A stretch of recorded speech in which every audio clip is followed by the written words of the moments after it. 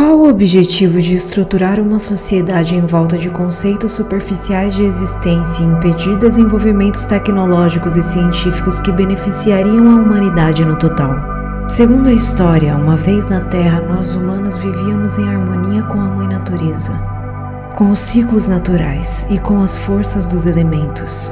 Nós cultuávamos a Deusa Mãe, os espíritos da natureza. Os astros significavam algo para nossos astrônomos e astrólogos ancestrais que tinham informações sobre o sistema solar e as estrelas, como deixaram registradas nas paredes das construções megalíticas, bem como tecnologia para fazer pirâmides e templos que desafiam nossas leis físicas. Era uma vez na Terra.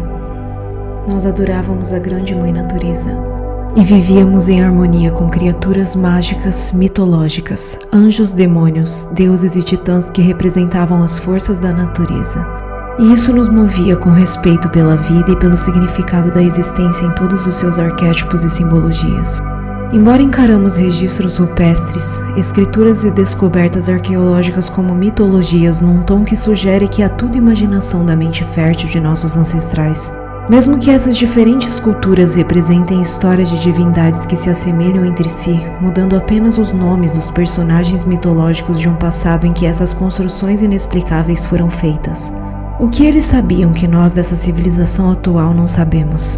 Porque pensamos que somos a civilização mais evoluída que já passou pela Terra quando nos deparamos com feitos do passado que desafiam todo o nosso desenvolvimento atual. Qual o verdadeiro funcionamento e propósito das pirâmides do Egito?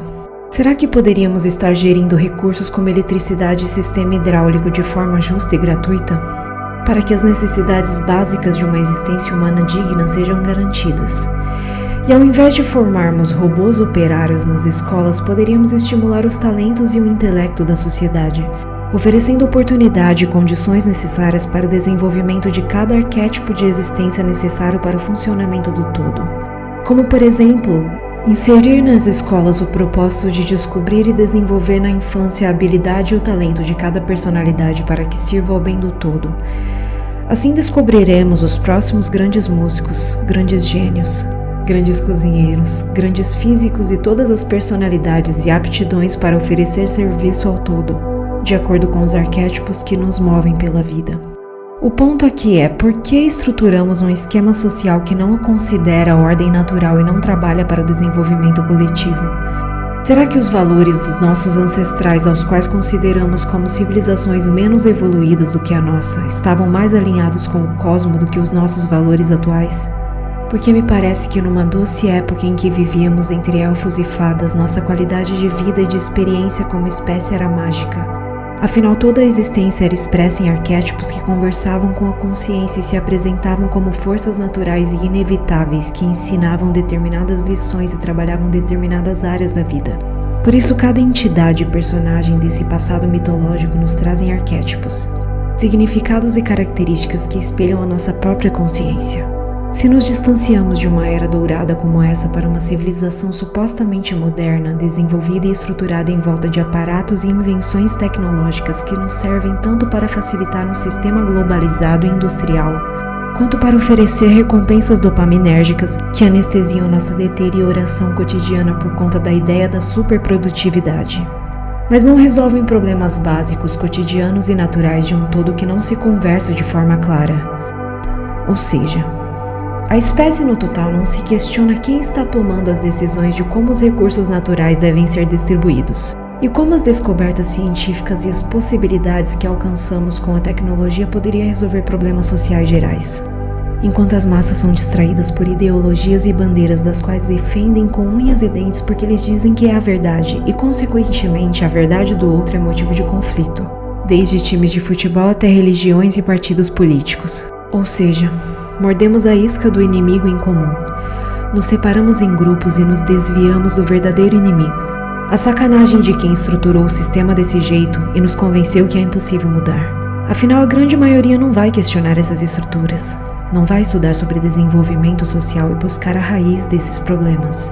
Nós estamos ocupados em busca de prazer, dopamina e remédios para anestesiar problemas psicológicos e emocionais causados justamente pelas estruturas sociais em que estamos inseridos. É um grande ciclo vicioso onde quem aprende a manipular grandes massas para consumir seu produto ou ideia consegue subir na posição dessa pirâmide. Por isso é tão interessante manter pessoas leigas e ignorantes para servir ao jogo monetário. Afinal, as grandes massas que carregam o sistema nas costas não vão questionar essas estruturas no cerne de suas origens e continuam sendo jogadas como peças no jogo de xadrez de outros, vivendo e trabalhando para consumir coisas que eles pensam que precisam.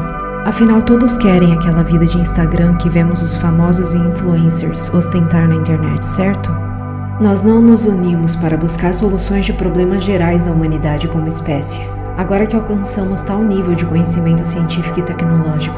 Por exemplo, qual era o propósito do projeto do Tesla e por que não pôde ser desenvolvido? Em 1905, ele enviou para o Escritório de Patente dos Estados Unidos a patente de número 78.412, que é intitulada A Arte de Transmitir Energia Elétrica através do Meio Natural. Tesla percebeu que uma das camadas da nossa atmosfera, a ionosfera, é cheia de eletricidade. Ele dizia que o planeta Terra é um grande gerador de energia girando no entorno dos dois polos magnéticos e com os meios corretos poderíamos distribuir energia livre para todos. Assim ele desenvolveu a pirâmide eletromagnética de Tesla, estudando o posicionamento das pirâmides do Egito. Além de sua morte misteriosa, todo o seu trabalho e pesquisas desapareceram junto com ele. Todas as suas descobertas feitas ao estudar a civilização egípcia e suméria. É interessante que as pirâmides são retratadas como câmaras de ressuscitação de faraós. E a história conta que a deusa Ísis foi responsável pela ressurreição de Osíris, utilizando das pirâmides e de algum fenômeno mágico que ocorre dentro delas, possibilitando transferir a consciência de Osíris para o corpo do deus Horus. De acordo com os pesquisadores, as pirâmides estão conectadas com a vida após a morte, funcionando como um portal que interliga esses mundos, e que elas foram criadas como um modelo tridimensional de um reino pós-vida. Além disso, existem códigos geométricos inexplicáveis nas pirâmides que têm ligação direta com a música das esferas. Ou seja, existe uma ligação entre as sinfonias do universo e a geometria contida nelas, que quando analisadas pela geometria sagrada são padrões conhecidos pelo universo como a constante de Pi e a sequência de Fibonacci. Elas ficam localizadas na latitude 30 do planeta, que fica exatamente a 1/3 do Polo Norte e 1/3 do Equador, como se tivessem medido a Terra de cima para baixo. As constelações e a precisão dos equinócios também estão diretamente ligadas com a construção das pirâmides e suas proporções podem ser reduzidas aos números 369, pelos quais Tesla estava obcecado. E todos esses padrões também são observados no DNA humano. Ou seja, em nosso código genético existem padrões matemáticos como código binário programado.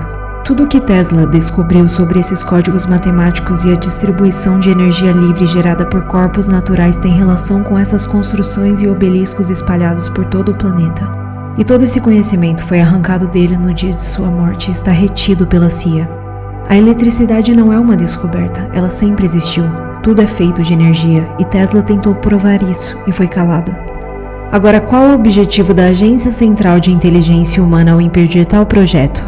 Se as teorias da conspiração são uma falácia, como explicar esses furos intencionais na história do desenvolvimento humano?